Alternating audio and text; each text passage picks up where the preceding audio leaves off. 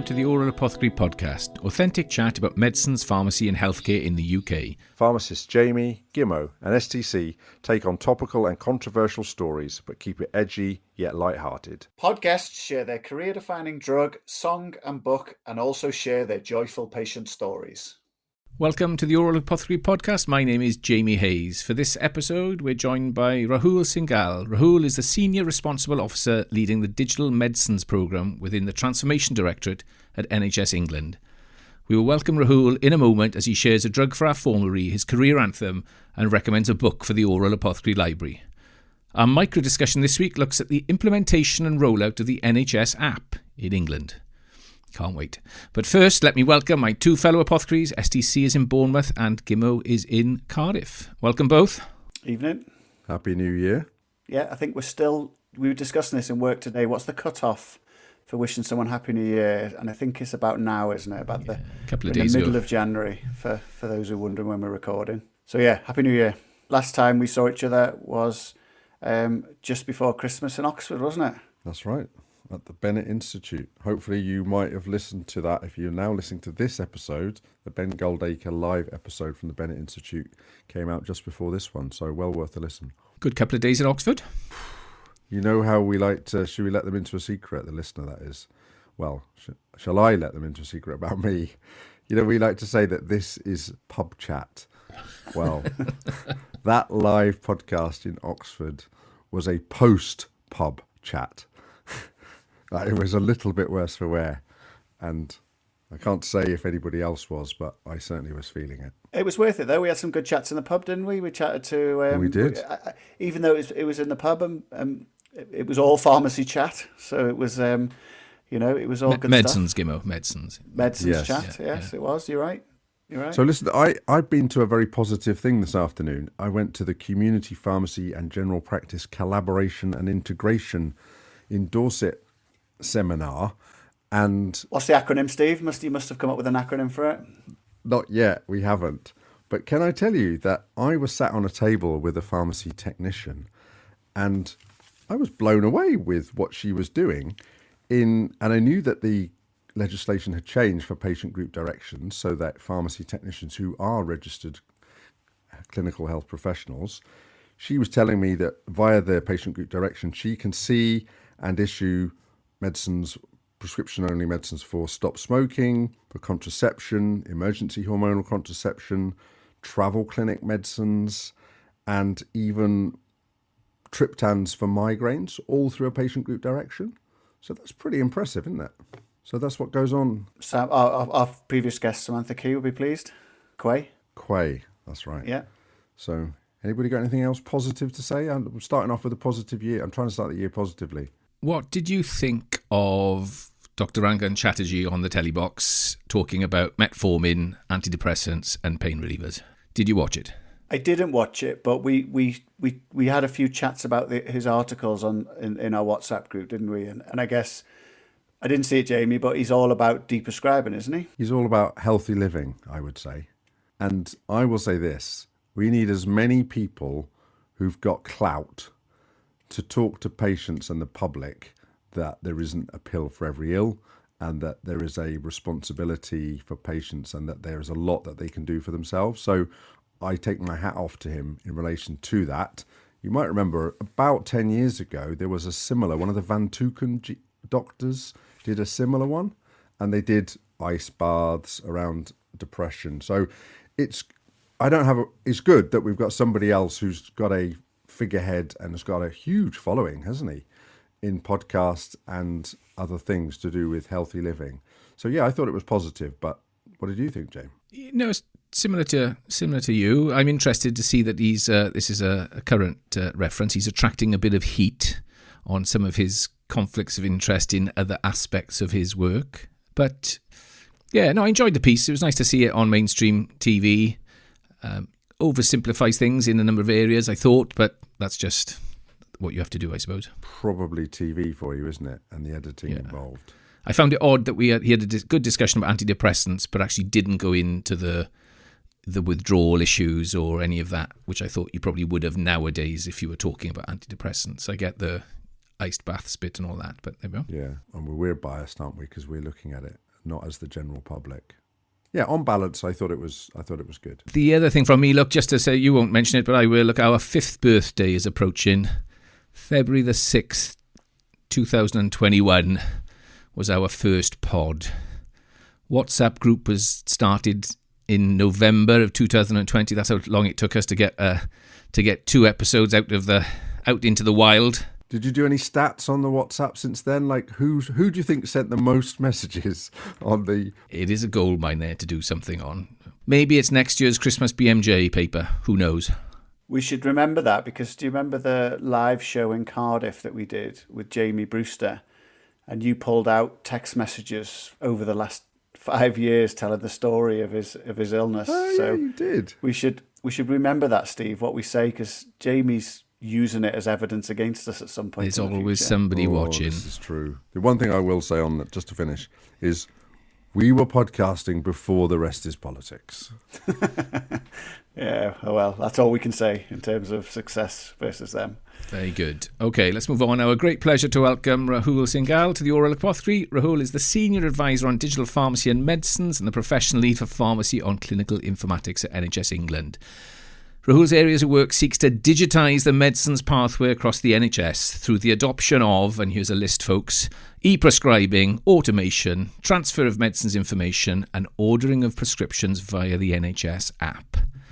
He's a leader in the NHS. We've just discussed off air. He's got multiple masters, including an MBA. Welcome to the pod. Thank you for having me. So, digitising the medicines pathway, how's that going? Oh gosh. Well, in some ways, digitizing stuff's not the hard bit, is what I'm coming to realise. So in essence, it's going okay. Lots of things are digitised. Like 95% of prescribing in general practice is done electronically.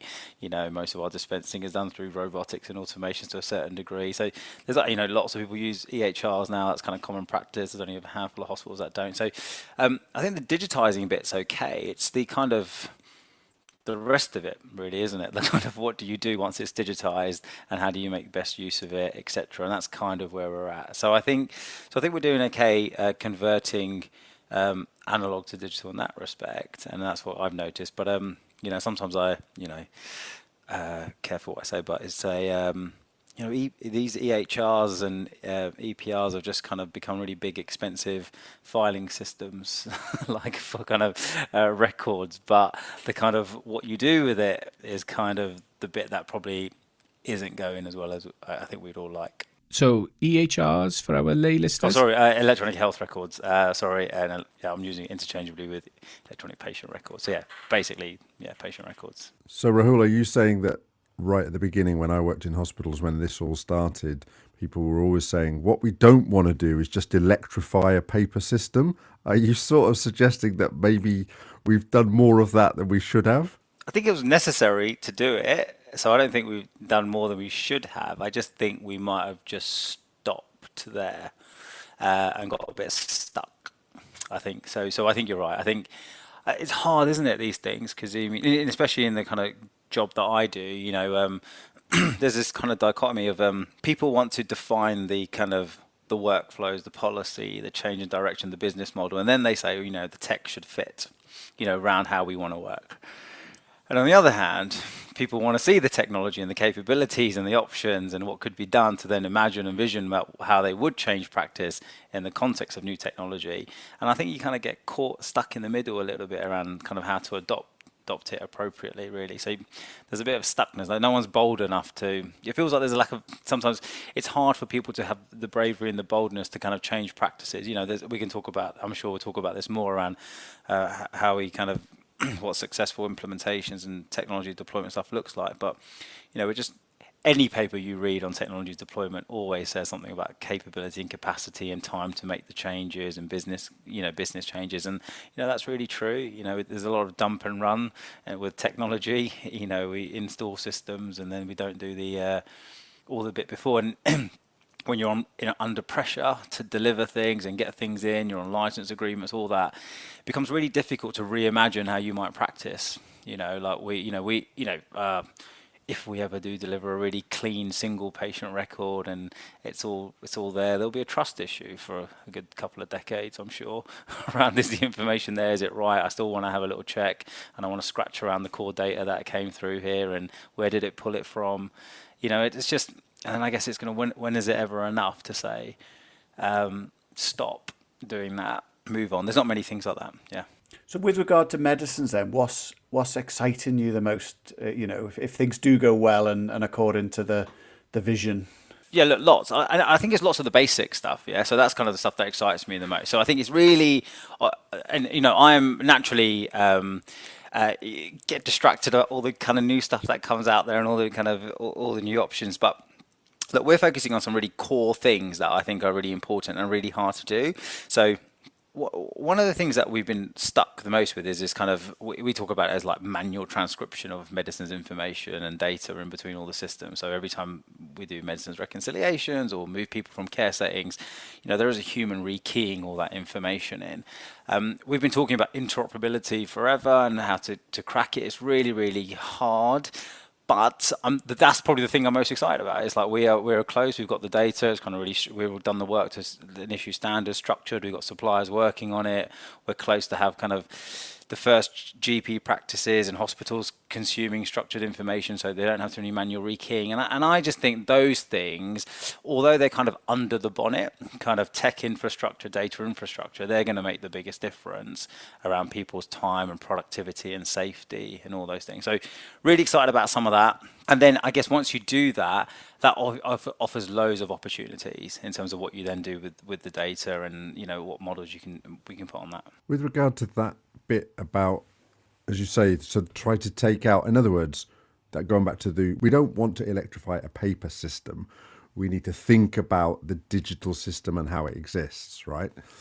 And so it's interesting to know that maybe you can't say where they're currently piloting that or where it's happening, but ultimately, do you think that we are, and we're curious people, I suppose, and we're all pharmacists on the call here, but do you think, when you said, when we ever get to the patient record, and I agree that it almost feels utopian that we have one patient record, but I know that we will and are moving towards it, but we also, don't we all have to be honest enough for the public to also understand that there will never be an absolute version of the truth, even if you have a one patient record. And that's the bit that, a bit like when I get depressed about AI and the people that talk about how it's going to change the world, I just don't think we're being honest with people. So I know that we need to move towards it, and it will be great. It will take out a lot of failure demand issues that we often talk about. But ultimately, it can never be perfectly right, can it, all of the time? Because there's a human involved, and that human is the patient. Yeah, no, you're completely right. You're completely right, and I think you're right. There is a temptation to oversell and have a bit of optimism bias on some of that, and I think you're right. And I mean, but I also don't know if I think people. Yeah, I think you're right. We need to be honest, but I don't know if that's what the expectation is. I think. You hear stories all the time, treated in 3 different hospitals by 3 different specialists, and that stuff just never makes it onto one single record. People just don't see it. That stuff feels like they're the big problems I think we're trying to solve. And then the fact that there's a time delay and there's a few inaccuracies and there might be a medicine legacy that wasn't stopped or started. I think we can live with those sorts of kind of, tidying up the edges. But I think it'll be a critical mass, isn't it? Once people start to gain confidence that the thing they're looking at is pulling from all the different places that this patient would have potentially have received care or is receiving care, I think that might be, enough. And then they can work off that. Whereas at the moment, there is no trust in what people are seeing. Because they have no idea where it's pulling the data from, and is it complete, and does it pick up all these clinics, etc. So I think so I kind of see it like that. I think you're right. I don't think, and I don't know if we've been disingenuous, but I think you're right. By saying it's a single record, people expect it's right, up to date all the time, and we might just need to curb enthusiasm. So what, Rahul, does it look like for a patient who's on a handful of meds from various clinicians, different providers? What in basic terms could you what's the picture you can paint of what we're aiming for overall? Yeah. So look, there's two bits are kind of how I think about like the portfolio we work on. There's a bunch of stuff we're doing that kind of really improves clinicians' lives, and then therefore enables them to provide better care to their patients. And then there's kind of like the patient-facing tech, like the NHS App and others, which are kind of directly for the patient and like more consumer-led. And they both have a slightly different like adoption profile and the things you have to think about. So, you know, when you look at technology adoption for the patient profile, that's not really as kind of all the stuff we're talking about, big clumsy change programs. That doesn't really happen with kind of patient-facing consumer tech and apps. You know, that's really based on design and functionality. You know, patients aren't asking the evidence base behind this, and they don't need a change program, change management plan to get there. If it's intuitive, it works, etc. So for that, I think for patients, I think, and we might talk about this more, but just in terms of the app, I think for them, I've kind of oversimplified maybe what I think we're trying to do with the NHS App for medicines and prescriptions. One part of our roadmap, which we're really focused on now in terms of tech, is trying to make the process and the transactional bits of getting your medicines as simple as possible. So can you order them? Do you know what you're on? Can you see things? Do you know when they're coming? Are they ready to collect? Do you get a notification? Do you know what you can order, what you can't order? So that whole experience of obtaining your medicines, managing them in the kind of the transactional bit is really slick, and there'll be only so much we can do there. Once that's done, we're done. There's only so much you can do to improve that process. And then I think the other opportunity for patients that we want to do is the bit which is a bit harder, which is then once you've kind of helped people with that kind of operational bit, how do you help them engage with it? Like, people talk about, could the app improve adherence, medicines adherence? What information could it provide them? How could they engage? Get onto forums, talk to other groups, learn more about their medicines, ask questions to their clinician, reviews, AI triage box. There's a whole world of opportunity and possibilities around how you might manage your medicines through technology. Where that's difficult for us is and that's probably where we need patient engagement, the evidence, and kind of need to work a bit, trying to work out what it is. We don't have a well-defined roadmap for that bit. We don't know what the right initiatives would be. We don't know what the right things would be to deliver the highest value impact, and that's kind of what we're working on at the moment, on kind of medicines optimization, effectively, for via digital, via the app. So I think that's the bit that improves it. So that kind of puts a lot of it back into the hands of the patients, helps them self-manage, gives them a lot of the opportunity. Naturally, that takes some burden away from other parts, but also just gives people an opportunity to kind of engage with their care in a slightly different way. And then just on the other side of things for patients, it's all the other bits, yeah. So like the kind of dispensing and automation, supply chain, people wanting to know stock visibility, have options for where they can get their medicines dispensed. There is stuff around obviously electronic prescribing, which we talk a lot about and we're doing a lot about, which is for them it's that's kind of the clinician end, which is clinical decision support is something we're talking a lot about at the moment. So how do you make prescribing clinical decision support more precise and more useful for prescribers, where they don't just turn all the alerts off, and you can get to a world where clinicians effectively are enabled to make have all the information they need to make more appropriate choices for the patient at that time. Because I think patients think the clinician's doing a lot of that in their head, but they think they're computing this all this information they're getting against the latest guidance. So I think both those things will make a difference. So better quality kind of prescribing, optionality on kind of how medicines might get dispensed, etc. But then there's kind of the patient-facing tech side of things, so the kind of back end and front end for a patient. Yeah. Very good. No, I love that answer then, Rahul. Really, honestly, the way that you just came in with patient front end and clinician back end stuff. So if we talk about the patient front end then, Rahul, the NHS app, I mean, it has been phenomenal, hasn't it, how it's taken off? And you're essentially talking about an Uber Eats, Amazon type scenario, aren't you, where you're keeping the customer happy to know where stuff is in relation to prescriptions. And you've got some huge numbers, haven't you? I saw one of your colleagues, Nish, doing a presentation, and some of the numbers are phenomenal, aren't they? I've got some of them in front of me, unless you've got them in front of you, but a lot of big numbers, millions of people using the NHS app to order their medicines. Yeah, you're absolutely right. Yeah, and Nish is brilliant. She kind of leads a lot of that work. And yes, I think it's 6.3 million orders a month at the minute on repeats. And then we've kind of since then and that's up, I think, 35-ish% from last year. So the numbers are going up, and you'll be pleased to know, because I would have asked this question, that doesn't mean more people are just sicker. Like the same amount of people are sicker. We're now just ordering lots of medicines, because I was a bit nervous about that, because I remember when we started off looking at the dashboards, it was like people were getting confused between items, prescriptions, and orders, and it's only pharmacists that really could distinguish all of that in a database. And that was all getting conflated. So we had like unique users, and we plot kind of orders as well. So that kind of shows us that, there's not just the same people taking more drugs. But yeah, big numbers, big success. It's the hero feature in the NHS app. It's the one that most people find most useful, really helpful, and because it works. And I think what's kind of been really good, and just in line with what I was saying about we're spending our energy optimizing. I kind of see this as the basics. Yeah, I always think, as much as we talk about progression in clinical pharmacy, if we can't get people their medicines and improve that experience, you're already on the back foot. Yeah, on trust. So in the last year, the team has delivered the ability to track your prescription. So you kind of know. So before there was a blind spot. You send an order, you learn to wait a few days, and then eventually it comes. You just learn it. But now we tell it's it's with the GP. It's with the pharmacy, and then we do a ready to collect. So that kind of tracking is there. That's getting slowly enabled across the country.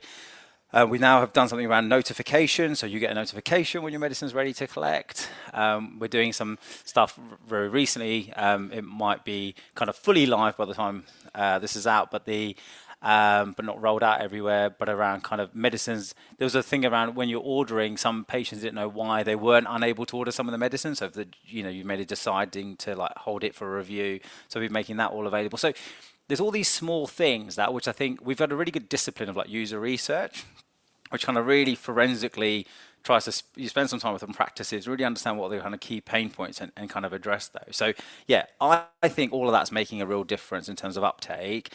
So I think it really works, and I think that then gives you the platform to do some of the things that I'm not saying risky is probably the wrong word, but that are less proven. I don't know what's going to be the best feature to deliver to improve medicines adherence, or I don't think anybody does. But they're the things that once you've got an engaged population using it and trust it because it's getting you your medicines and it's you can trust the service. I don't think the other things kind of build off that. I think those are the conversations that I've had with you when I've recently met you at conference. Those other bits. But just going back to the NHS app. You don't have it in Wales, do you, James? The ability to order prescriptions on the NHS app? Yes, we do. Oh, you do? Yeah. I thought you were still on pen and paper in Wales. I have it on my phone. So it was impressive, though, when and I've heard Nish speak a couple of times, but you just mentioned it there.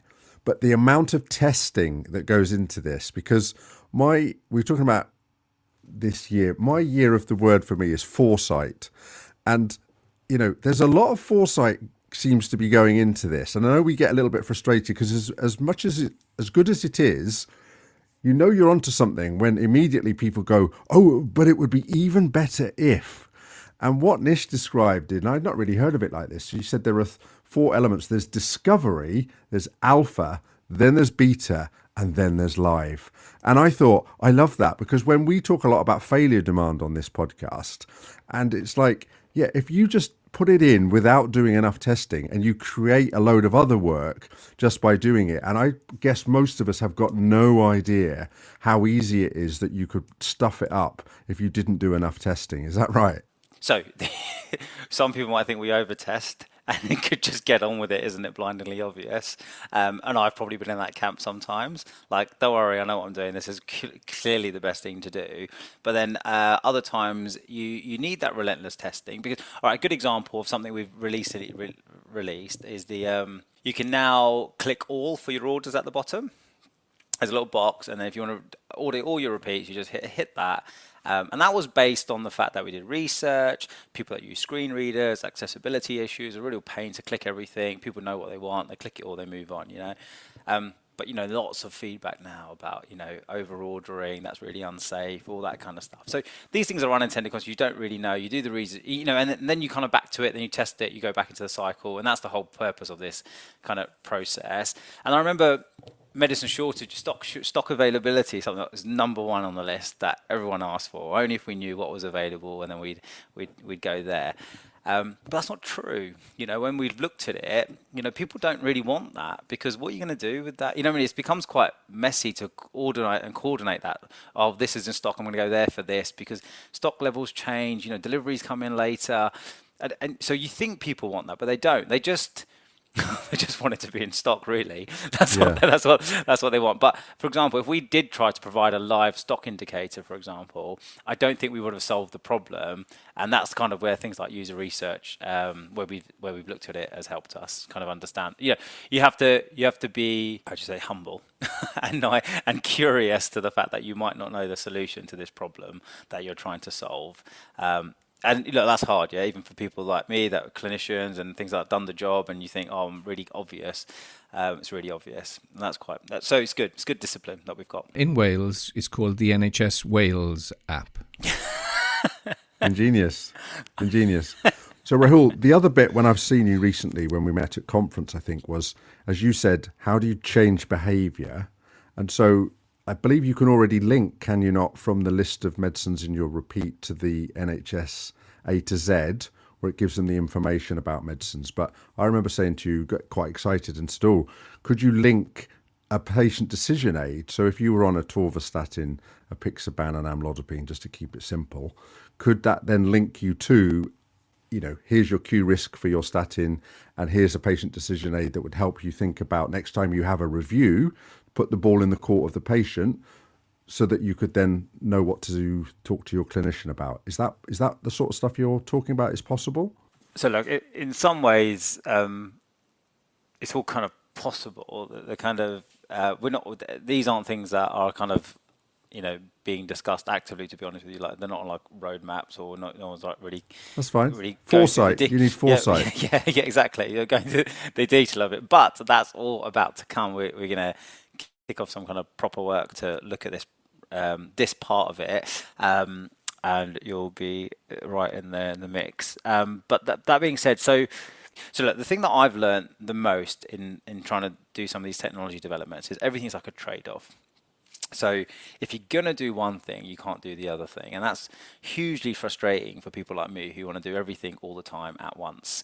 So I guess the reason I'm saying that, so if we were going to say, we are going to do what you're suggesting, let's link patients to patient support aids or for decision making, it's almost like, okay, then what value would that bring? What does that do? Why would we do that over something else? What's the technical architecture and development need for that?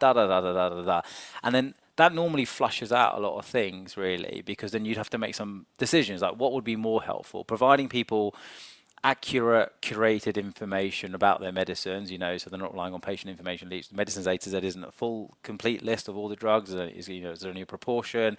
Most people, if you Google, land on Medscape, or now you get the AI summaries. Before you get onto a web page. Don't start us off on AI. I mean, I'm trying to keep it positive tonight. But I guess so. I guess what I'm trying to say is like, do we think that it's almost like, how would we make decisions on what's the biggest problem to solve in that context? You're saying, is it valuable? And I'm very happy to write the report for you on that. But could you write it? Is it the most valuable out of all options? 100%. I could explain for you, not for now, but I absolutely could. Well, they're the kinds of things we need. Yeah. So that's because that's the thing. Because once we make a decision or we go down a path around some kind of development and doing that, like that eats into a good year or so of like tech development, and everyone's kind of laser focused on that thing, which is, it's the right thing to do. It's sequential, but it does it. This whole thing about everyone does too much, and and of course we do, but sometimes with this, there's a real discipline with this kind of with products that do one another. So I think all I'm saying is, yes, all of it's possible. How we make a decision on what's the thing to do next and what's the thing to do first, and what's going to add the most value. Let me succinctly come back to you, and then I'm going to hand over to Gimmo.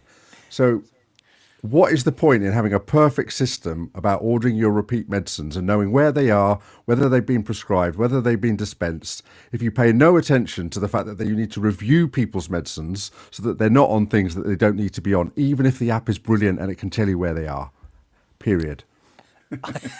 No, I agree. There we go. We'll be really good at getting people the wrong medicines really fast. Exactly. That would be Jamie. That would be Jamie's way of describing it. Wrong things writer. Yeah. Right. Over to you, Gimmo. Now I've been hogging the floor. No, it's all right, because I think I was going to talk about how we support decision making, but I think you've covered my point. Really, is what we've. Firstly, don't underestimate what Rahul has said about this improving efficiencies and time spent and stuff, and we've got to maximise that, because that's massive. Because the basic problem facing the NHS at the moment is we've got no extra resources, with a doubling of the amount of people that we've got to treat. So anything that saves time is worth its weight in gold. So let's not dismiss that as a massive innovation, because it is. But I guess the but is similar to what you're saying, Steve, isn't it? Is what we're doing with the technology at the minute is no. What I was saying was I wasn't I'm a practicing clinician 10 or more years ago. It's not really doing much more than what we were doing with it then, isn't it? It's checking interactions, linking to essentially the BNF or an equivalent source. And just making that a little bit easier. I guess the trick is, as Steve is alluding to, how do we get more sophisticated with and I know you don't like it, Steve, but it will come into play, is how we're using AIs or even algorithms, to take it back a step, or what is the potential for it to help us with some of that complex decision making? Because it's got to have a role in polypharmacy. It's got to have a role in helping to pick the right medicines dependent on the profile of the person in front of you. But we're not there yet, are we? Not completely, but I think this is exactly the time to be talking about that. Because like you said, the technology's been available in some way or another, and these things are a mix, aren't they? Like there's got a theme, like some of the technical capabilities are there, but how ready are we to do that? So some of these systems have much more capability than people enable. Alerts they turn off. Some of the decision support is off on a lot of systems because maybe they're not designed appropriately. Maybe people don't think they need them. There's a whole kind of behavior piece to it. But I think what you're saying around clinical decision support, especially around prescribing decision support, we've been doing a lot of thinking around that. You asked me at the start of the podcast what I'm most kind of excited about. I think it's probably this, in terms of what I think has got the biggest opportunity. I'm probably excited about delivering the kind of what feels like the boring stuff, because I think it will have the most impact, and I think we're kind of almost there after a decade of trying. But so clinical decision support. So I think there are companies that we speak to that are working on this in different ways. I think it's going to be, like with all these things, a bit of an evolution. There's kind of active and passive kind of decision support. They might present the information, but the clinician makes the decision on it. And some of the active stuff is probably more like kind of it's a bit more telling and kind of suggests the drug and kind of really kind of gets into it. But there is no reason why you wouldn't expect a clever clinical decision support, perhaps using a form of AI technology, to pull together, the patient's ethnicity, demographics, the blood results, past medical history, the latest evidence, papers, and amass some sort of really precise summary for the clinician to then make a decision on. I can't imagine people wouldn't find that helpful. What I think people are finding unhelpful with current clinical decision supports is kind of just product selection, which feels a bit, doesn't feel quite, complex enough to really, be inspired. But I think there are options, and I think one thing that I've been quite interested in is this concept of indication-based prescribing that we see in clinical decision support now, which is, you go by the condition that you're treating, and then it tells you your options, rather than trying to remember the drug and then working back, and you then get beautiful coding because you put the indication in and all that kind of stuff. So there's all these options there. But I think, I know you don't want to talk about AI, which is good, but for it to be really autonomous, that's kind of class 3 medical device stuff, and so we're miles away from things like that. That's where you want to run trials and, really do things properly. This will always be an aid right now. We can't pretend people aren't doing it now with the AI models they have. Prescribers, clinicians, docs, they are using, I'm sure they're using these models now to help them with choices and simplifying guidance and understanding what to be prescribing. So there's a little bit of, it's kind of happening to a certain degree already. And that's the risk you've got, isn't it? Because you're always going to go slower than the sort of unregulated or private sector, and we know people are using it, don't we? And people were using things like scribing software before you you guys are offering it, and people will be using ChatGPT to. Well, we see it with law, don't we? We've seen some big cases in law recently where they've judges and lawyers have been caught out using AI, and it's only a matter of time, I think, before the same thing happens with prescribing. West Midlands Police as well, isn't it? But anyway. Yeah. Hasn't ChatGPT Health just come out this week as well? Yeah. Okay, well, as we said, we will definitely be coming back to AI, and I will repeat what I've said before. I know I come across as a Luddite, but I do want it to help me to be human, but you need to show me the evidence to prove to me that it actually is helpful and is not hindering. But I think that's how Rahul described it, Steve. I think he described it as a way of collating information to help you make a decision, not making the decision. That's the big delineation, isn't it? I mean, there's a bit of work that's going on around summarisation of discharge summaries and writing them in hospitals with AI, and it's personally hard to argue against some of that because some of these as long as you know where the sources have come from, I think that's my point. It's the large language model where you don't know where it's come from, and it's just predicting something, and it doesn't know itself. This explainability thing, it can't explain to you. No, I agree. Okay, with that. Should we move on? The Oral Apothecary is sponsored by Jamie Hayes Executive Coaching and OneLessPill.com. So, Rahul, thanks so far. We could definitely talk all night on this in the pub, I'm absolutely sure of that, or the coffee shop. So anyway, I'm sure you're aware you get to offer 3 things to the Oral Apothecary. The first is a desert island drug. So what would you like to offer the Oral Apothecary for, Marie? I don't know. It feels boring, but like I'll go with salbutamol, Ventolin. Okay. The reason I guess what is it? I have a reason for it, do I? Well, we want the story. This is a storytelling podcast. In case you didn't get the memo. Yeah, no. So I guess salbutamol. I had asthma as a kid. The speciality that I ended up falling into before I ended up not doing anything clinical was like respiratory, and I got a little 2-year-old now who is I had to give her some salbutamol. She had it over the winter. She had a bit of a viral wheeze and stuff. But I don't know. Do you know what it is? Like I think it's just the drug that's always around in my house. I think my whole family's on it. We unhelpfully kind of trade inhalers when we're running out and all that kind of stuff, which is not good. But I don't know. There's something about it where it's the one that I understand the most. It's the one that kind of I use. It's this kind of, I don't know, there's something quite iconic and classic about it, isn't it? Within the kind of the medicine space, which I quite like. And do you know what? It's just, there's something about how it just works. There's none of this faffing around of does it work? Is there any outcomes? 4 minutes ago I couldn't breathe very well, and now I'm back and I've got my day back. Yeah. And it like restores function immediately. And I think that's what good medicine is meant to do, really. Restore function fast. It's a good classic acute medicine, but like many of them, if you just use it like that, we all know that actually you're more likely to die of asthma because you didn't have any corticosteroids for your lungs. In the same way morphine is great if you've broken your leg, but if you remain on it at a high dose, you're probably going to turn into true dependent. So, Steve, you're such a killjoy. You really I know, are. like you don't. Yeah, I didn't ask for a medicines review. We'll go with it works. We don't have that very often. Yeah, you're in good company. Do anybody know who else picked salbutamol? Yeah. Dr. Mark Porter and Matthew Jones. Yeah, I thought we'd researcher from Bath on medication safety. So yeah, you're in good company.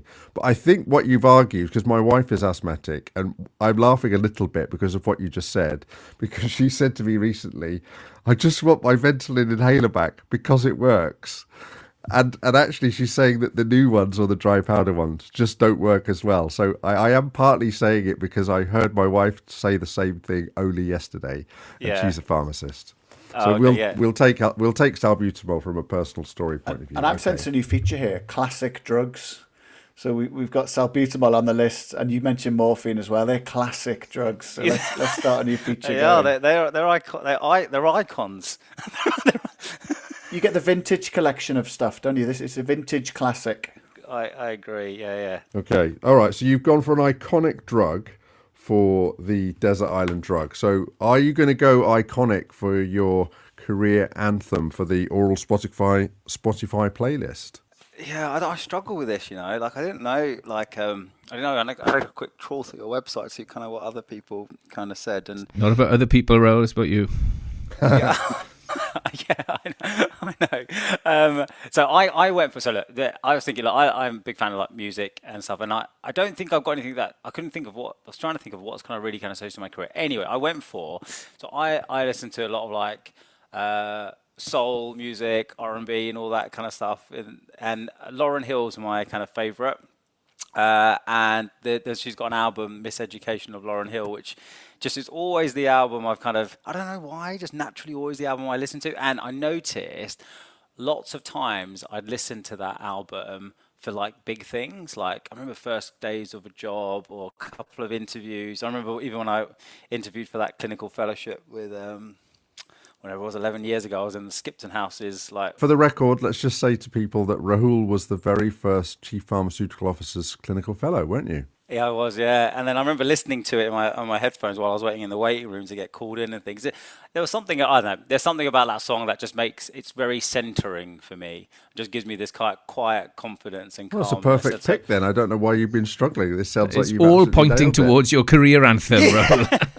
Yeah, but I didn't, well, I suppose what I'm trying to say is I didn't know it was that until I started thinking about it for this. Well, that is the pleasure of coming on the Oral Apothecary podcast. You're welcome. Thank you.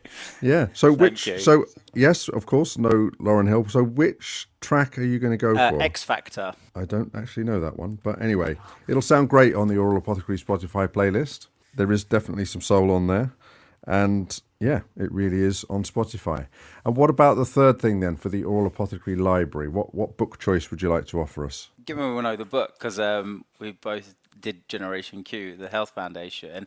So it's a book called Relational Change by Liz Wiggins. By Liz Wiggins. So it's a leadership text, and I think so. Just kind of context to this. So it's a leadership text called Relational Change by Liz Wiggins and Harriet Hunter, and I guess the backstory to this is I did it feels a bit kind of short-changed calling it a leadership program. It felt a bit bigger than that. But anyway, it was like a leadership program with the Health Foundation and Ashridge Business School. But it was really like life-changing and I don't say that lightly, just kind of the people I met, the kind of the self-discovery, the level of insight I developed in myself. And I just suppose I just didn't expect it. It was not transactional. It wasn't kind of content-heavy. It was very much... very insight-based. Anyway, so this book is effectively a summary of kind of the teachings on that program, which is all about relational change. And it kind of really shifted things for me because it was just this core idea of change is relational. And, you don't really make change by pushing plans on systems. It's really by kind of improving the quality of the conversations. And, and you don't kind of manage change. You kind of like curate relationships that kind of make change inevitable. That kind of like logic to it. And so it's the only book like leadership wise that I'm like that I dip into. Like during like times when I'm having a little bit more, how do I handle that? Or I've lost I feel like I've lost my North Star on how I'm doing something or why I'm doing something. It's a good kind of manual to just kind of pick myself up and just guide me back into kind of how to act, or my leadership acts really. So I love it, and it reminds me of like was probably the kind of the best couple of years of my kind of like personal development. Yeah, we were chatting about it beforehand, weren't we? Because I did it as well, and the phrase I don't think it's in the book, I think, but it was done on the course. But I think it's a complexity maxim that organisations don't exist, but people do. And so what matters is the relationships between people. And so often people sort of give a human face to organisations and think it's a thing, whereas it's not. It's just like relations between people. So that's you've made me want to read that again. I probably haven't read it for a long time, but it's a superb book. Jamie, have you read it? Not sure. Oh. Not sure. It's a possibility. Okay, I've just looked it up online. So it's Relational Change, the Art and Practice of Changing Organisations by Liz Wiggins and Harriet Hunter. Okay, it goes into the Oral Apothecary Library. Thank you very much. Is it me next? Yeah. Are we a bit slow tonight? Our micro discussion next.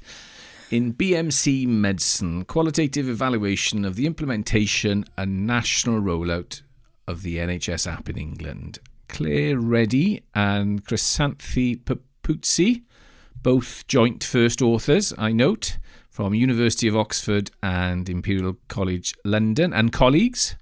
What did you make of it, Rahul? Really good paper, I thought. Overall, it was really well balanced and accurate. It was hard to argue with any kind of the content or the themes that the authors came with. So I think what it did was I think what I found was really helpful was a couple of things in terms of like the design. I thought what was quite useful is that they did the study both practices that had kind of the two main GP systems, because how the app is used is kind of slightly different. So that kind of then gave it a bit more of a credible perspective, I thought, and kind of looked at the differences.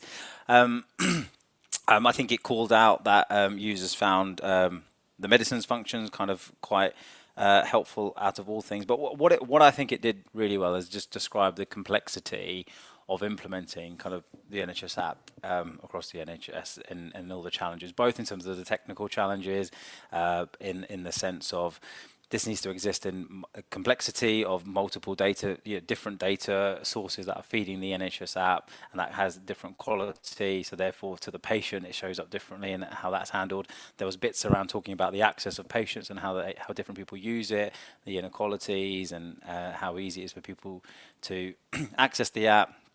And then there was, the parts around kind of the market bit, right? How managing the market, how it exists as a technology, in amongst other apps that already exist and others that GP practice and others might be using, and how that was kind of a challenge. So I think it did a good view of, and all those things are kind of I think are kind of known in terms of the challenges of the implementation of it.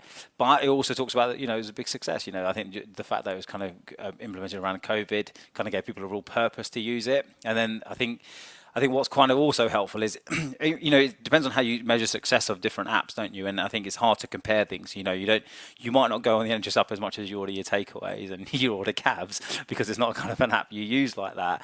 But you probably should, though. Yeah. If you want to stay healthy, can I suggest you keep off the Uber Eats and the Uber taxis? But it's just something about the kind of how we expect people to use it as well. And naturally, if you've a long-term condition, you're more likely to use it, and more features that come on there, more people would use it. And I think that's kind of like the arc of like the delivery there. One thing that was interesting for me was that one of the big successes was when and we've all forgotten this, we had to get a COVID pass to go to the cinema or whatever. And so that's interesting, isn't it? Because that was a function that wasn't conceived of when the app was conceived. But then some bright spark somewhere realised this could be a way of using the app that suddenly, so suddenly one of its most useful features was something it was never conceived of. And so that's the principle we've got to think about here, isn't it? Is things like the app, the usefulness will come in things that we haven't even thought of. And I say that because one of the take homes from the paper, was that as a piece of software, it's okay. It helps to digitize some admin, ordering prescriptions, booking appointments, that sort of stuff. But where it's less successful is in the complex stuff, isn't it? There's nothing in there now about medication reviews or managing your conditions and stuff. And so that's what's highlighted in the paper is complex because the back door, the surgeries are all different. Yeah. So if it's, and also it hasn't really led on to that complex stuff yet. It was useful that it was just for the listener, it was a longitudinal survey, wasn't it? So it went on for nearly 2 years. And as you said, Rahul, they tried really hard to get different sorts of practices, different sorts of patient groups, the ethnicity of the people that took part, and the social and economic deprivation. They tried really hard for it to be across the board, if you like, as hard as that is to do with a study like this. 88 participants with mainly focus groups and qualitative reviews and 60 hours of observation. So yeah, it was over 2 years worth. And as you said, it it does say not only the two bits you've just said about COVID, and we still use this today. When I say to people, "Oh, are you on the NHS app?" Because we encourage people to use the NHS app to order their medicines, they say no, and I say to them, "Did you get the COVID pass?" "Oh, yeah, we definitely got the COVID pass." "Right, okay. So you've got the facility to be able to do it." And the other thing it mentions, which a lot of patients have said to us, is the ability for proxy access. And I'm not sure this has happened yet, has it? So in other words, the beauty of being able to get your daughter, who lives 400 miles away, to be able to log on to yours and order your medicines for you. But I think that's coming, isn't it? That's coming, yeah. Is the daughter a medical legal lawyer? Probably, yeah, absolutely the one. So that kind of stuff definitely comes out, and it does say it's geared up. And I don't know if you disagree with this at the minute.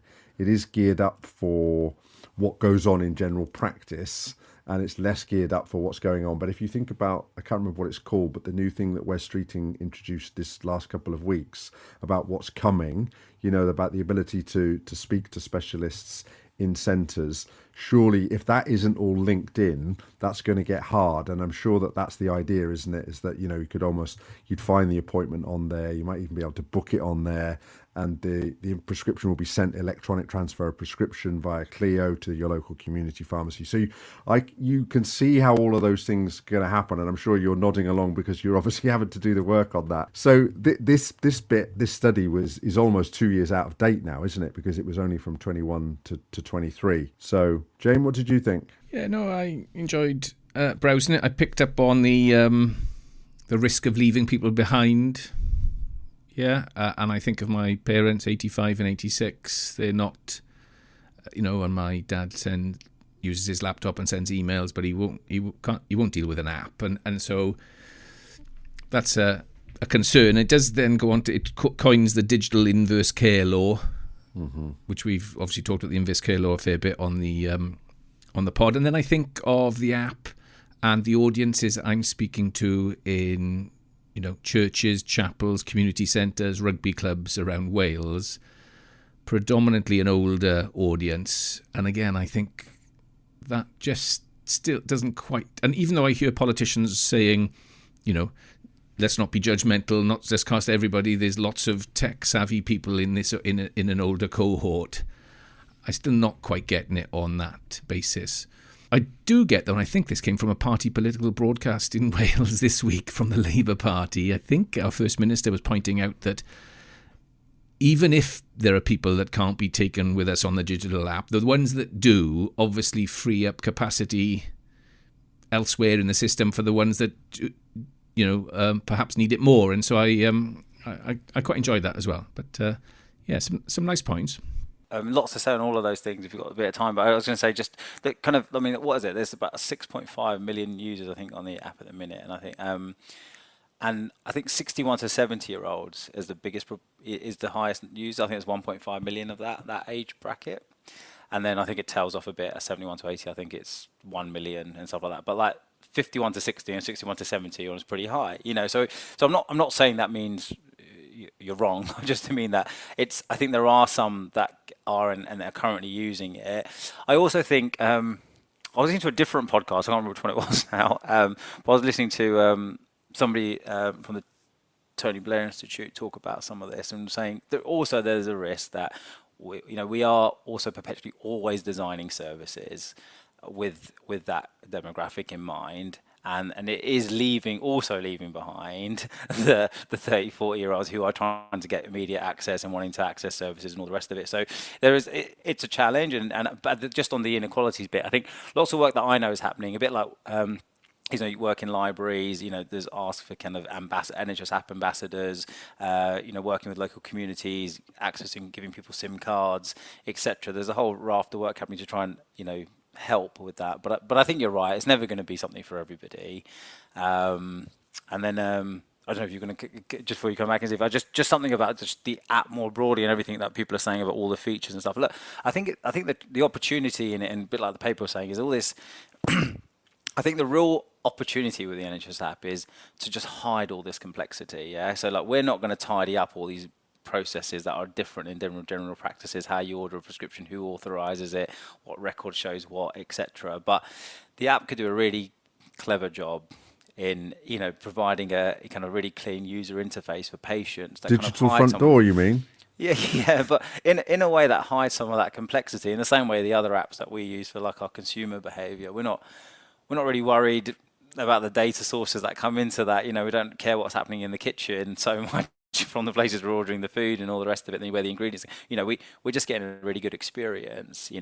And from multiple agencies, or you could be convinced that all restaurants were run by the same company.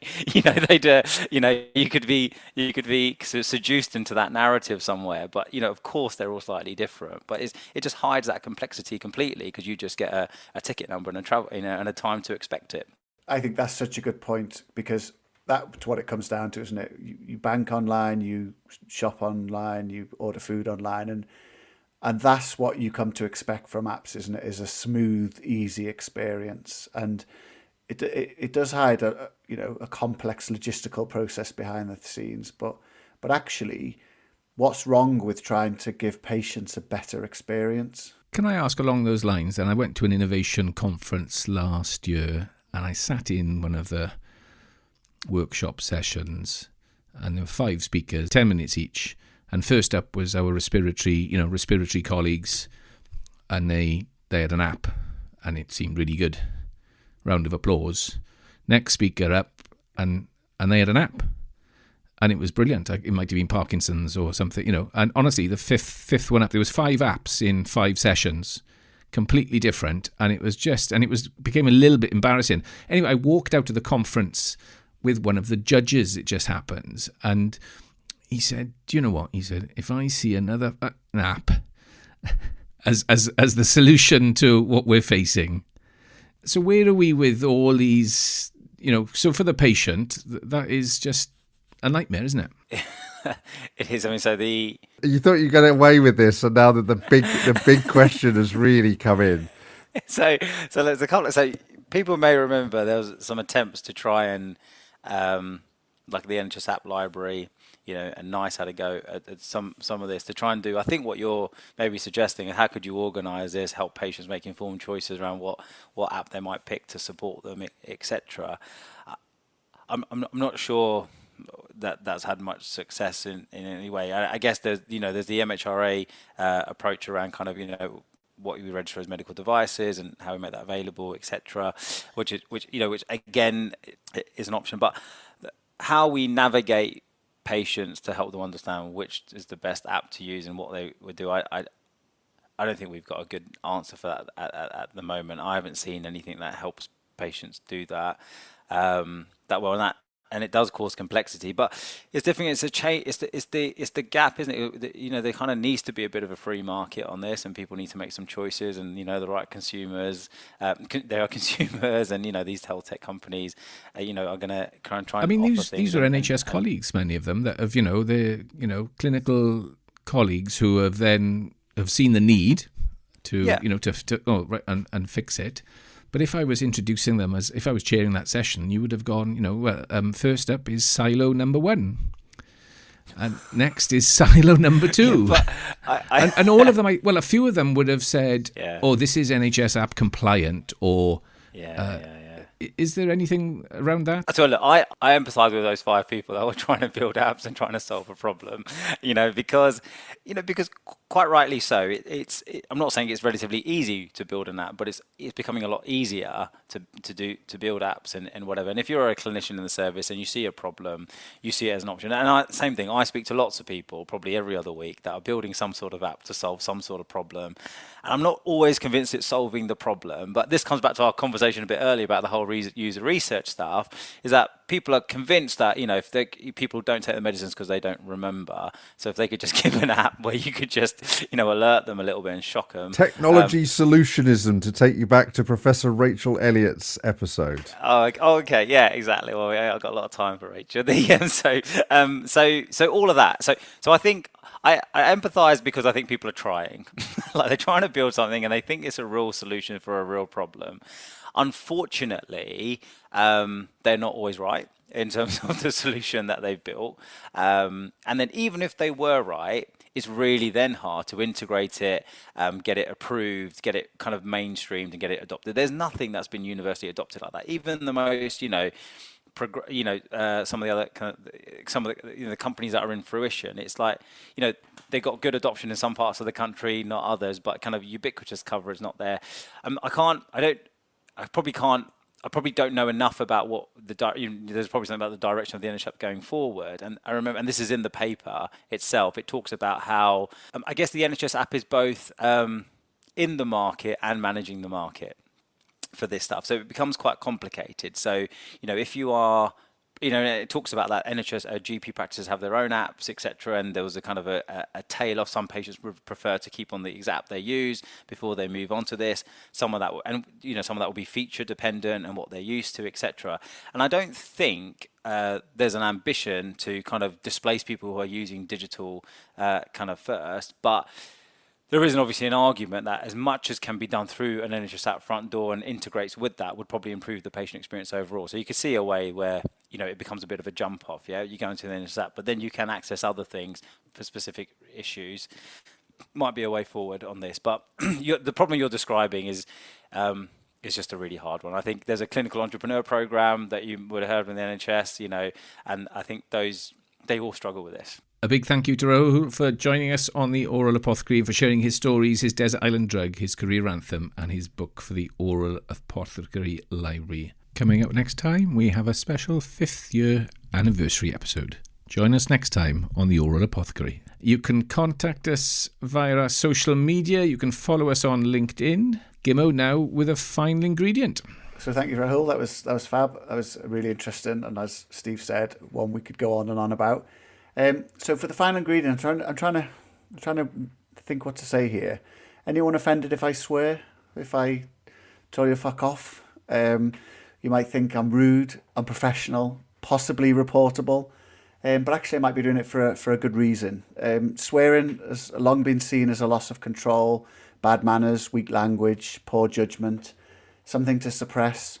Yet research recently reported in The Conversation suggests swearing can act as a natural painkiller. In experiments, people who swear while experiencing pain, and the famous experiment is with a hand in ice-cold water, tolerate it for longer than those using neutral words. And the reason appears to be physiological. Swearing triggers emotional arousal, releases adrenaline, and briefly blunts pain perception.